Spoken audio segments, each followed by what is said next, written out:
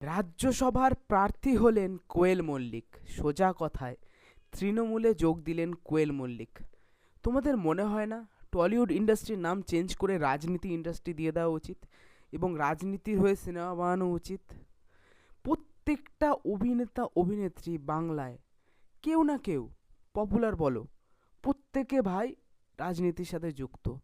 এরা সিনেমা বানায় না ভাই, এরা রাজনীতির সাথে যুক্ত হতে থাকে। এবং সিনেমা ওটা কি, বাংলা সিনেমা চললে চলুক, না চললে না চলুক, রাজনীতি করছি, কোনো দিক থেকে টাকা ঢুকে যাবে। এমন একজন অ্যাক্ট্রেস ছিল যাকে আমি সত্যি আমার খুব ভালো লাগতো, যাকে আমরা ছোটোবেলার ক্রাশ হিসেবে চিনতাম। ঠিক আছে, সে ফাইনালি যুক্ত হয়ে গেল রাজনীতিতে। এমন না যে তার প্রতি আমার রেসপেক্ট কমে গেছে, তোমাদের মতো আমিও অবাক হয়েছি।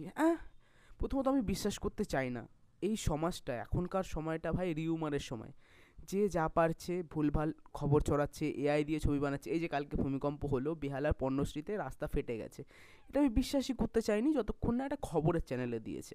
ঠিক আছে, প্রতিদিন যে চ্যানেলটা আছে সেখানে আমি দেখার পর বিশ্বাস করেছি, কারণ এআইয়ের যুগ, মানুষ এআই দিয়ে এরকম বানিয়ে দেয়, তো বিশ্বাস করা খুবই কঠিন। ঠিক তেমনই কোয়েল মল্লিকের ঘটনাটা কালকে শুনলাম, মনে হলো ফেক। সকালে চেক করলাম, না, অরিজিনাল ব্যাপার রয়েছে, তৃণমূলে যোগ দিয়েছে কোয়েল মল্লিক। এবং আমার রেসপেক্ট 50% কমে গেছে। আমি কোয়েল দিকে পুরোপুরি আমার ভালো লাগতো একজন মানুষ হিসাবে, একজন অ্যাক্ট্রেস হিসাবে, কিন্তু এখন সেটা ভাগ হয়ে শুধুমাত্র অ্যাক্ট্রেস হিসাবে তাকে আমার ভালো লাগবে।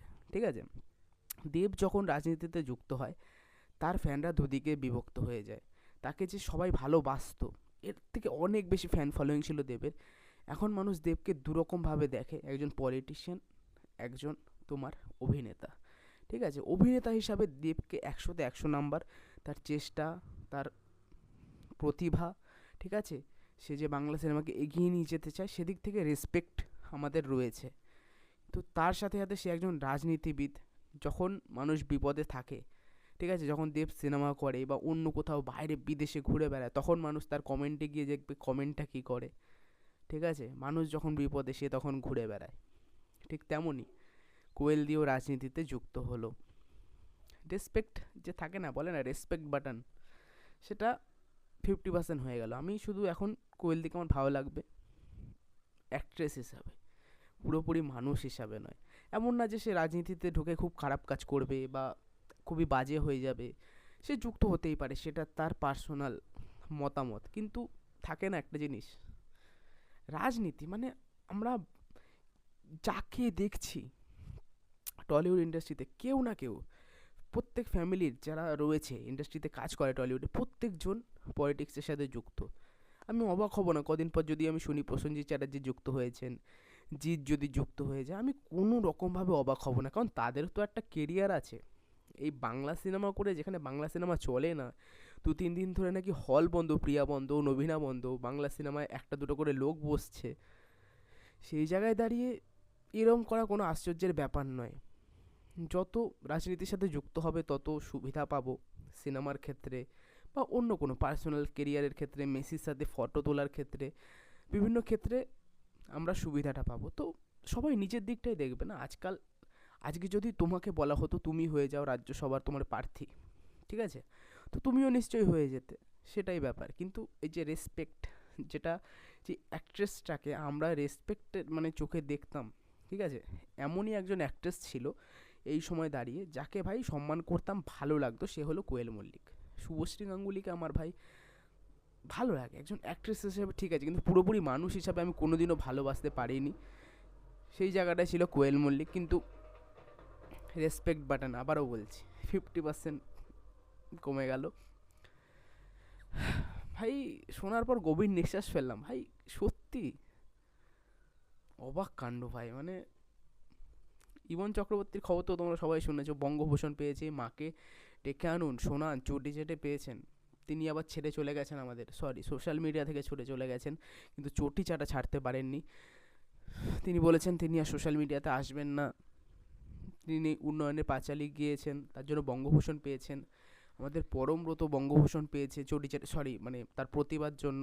তার কমেন্ট বক্সে খুব সুন্দর সুন্দর কমেন্ট দেখলাম, খুব ভালো লাগলো। মানে তিনি এত ভালো কাজ করেছেন, লোকে তাকে প্রশংসা দিচ্ছে কমেন্ট বক্সে, সুন্দর সুন্দর কবিতার মাধ্যমে তিনি আবার কী কবিতা লিখেছেন, গল্পগুলো ছন্দ পাক চটি আমি চাটতে থাক, কী একটা লিখেছে।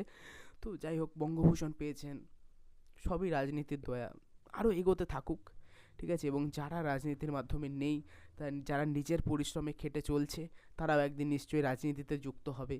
তারপর আমরা টলিউড ইন্ডাস্ট্রি নয়, রাজনীতি ইন্ডাস্ট্রি চালাবো।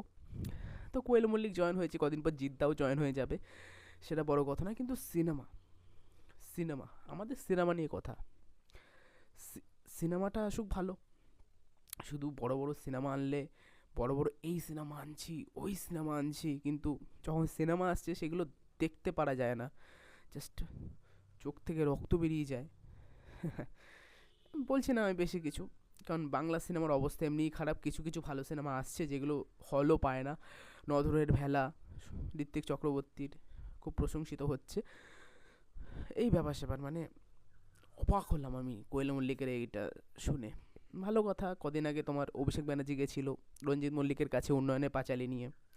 তখনই মানুষ আশা করেছিলেন, যখন রঞ্জিত মল্লিক থাবড়ে বলছে আমার এই ছেলেটাকে ভালো লাগে, এই জন্যই ভালো লাগে, ভালো। এবার নিসপাল সিং রানের খাদান টু হয়তো আরও বড়োভাবে আসবে, ঠিক আছে, আরও সুবিধা পাবে ফেডারেশনের তরফ থেকে, যেহেতু বউ একটা পাওয়ারফুল জায়গায় রয়েছে। কংগ্রাচুলেশন কোয়েলদি রাজ্যসভার প্রার্থী হওয়ার জন্য এবং তৃণমূলে যোগ দেওয়ার জন্য।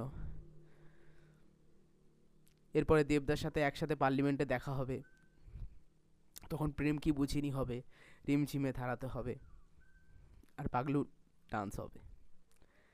এটুকুই, জাস্ট কংগ্রাচুলেশন।